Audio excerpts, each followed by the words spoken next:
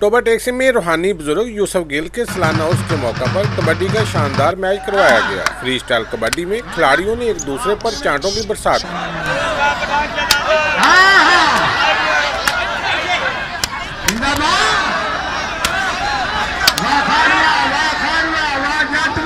अमरूद खान पठान और उजली जट की जोड़ी को शायकीन ने बेहद पसंद किया। शायकीन की बड़ी तादाद ने मैच को देखा और खिलाड़ियों को दाद दी।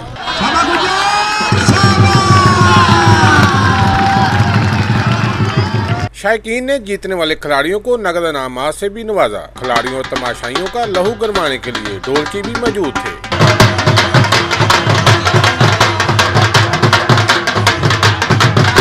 मैच के इख्तिताम पर जीतने वाली टीम को ट्रॉफी से नवाजा गया। कैमरामैन असद अब्बास के साथ सुल्तान महमूद, टोबा टैक्सी।